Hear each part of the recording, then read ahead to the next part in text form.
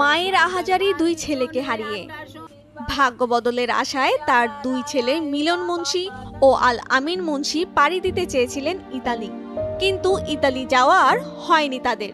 গন্তব্যে পৌঁছানোর আগেই ভূমধ্যসাগরের নৌকাডুবিতে প্রাণ হারান তারা।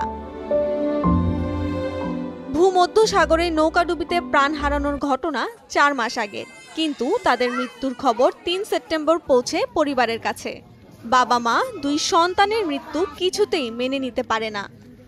আমার ওই ছেলে 4 মাস গেছে, 7 মাস ধরে 4 মাস ধরে কোনো কথা কইতারে না, নিখোঁজ, কোনো কথা নাই বতরা নাই। ওই চেয়ারম্যানের দ্বারে যাই আর আহি। 3টা বোট গেছে, একটা বোট ইটালি চলে গেছে, একটা বোট আমাকে ছেলের বোট শুনছি ফাইডে গেছে, আর ওই একটা বোটে আজতে আসলে ওরা বাইরে গেছে খাইতাল কইতাল আইছে।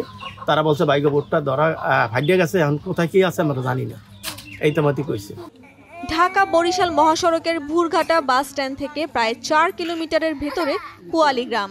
এই গ্রামের একটি জরাজীর্ণ টিনশেড ঘরে দুই ছেলের বউ, দুই নাতি ও স্ত্রীকে নিয়ে বসবাস করেন সিরাজ মুন্সি।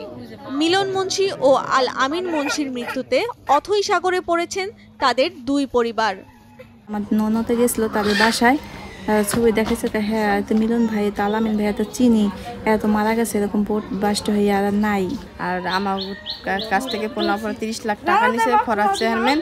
সে বলে আইস না কাল না পরশু, সে ধরা খাইছে, বোট ধরা খাইছে, এক ফির করে নেবি গুয়াতে ধরা খাইছে, আবার কয় IMS এর কাছে ধরা খাইছে। সে বলতে বলতে এই পর্যন্ত 4 মাস দিয়ে জানছে, কোনো খোঁজ খবর নাই। স্বজন ও এলাকাবাসীর সূত্রে জানা গেছে, স্থানীয় এক দালালের মাধ্যমে দুই ভাই ইতালি যাওয়ার সিদ্ধান্ত হয়। গত 4 মার্চ ইতালি যাওয়ার উদ্দেশ্যে যাত্রা শুরু করেন তারা। দুবাই হয়ে তারা পৌঁছান লিবিয়া। সেখানে পৌঁছানোর পর একটি কক্ষে বন্দি করে 15 দিনের মধ্যে তাদের ইতালি পৌঁছানোর আশ্বাস দিয়ে চুক্তির সব টাকা কৌশলে আদায় করে নেয় দালাল চক্র। আমি এসব ব্যাপার কিছু জানি না, এই তো আমার কথা।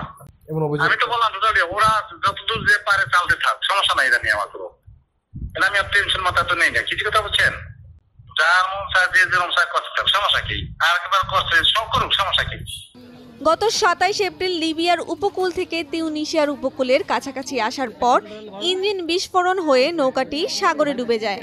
নিখোঁজ হওয়ার পরও দালালরা স্বজনদের জানান তারা জীবিত আছেন। খবর পেয়ে পুলিশের একটি দল মিলন ও আল আমিনের বাড়ি পরিদর্শন করেছে।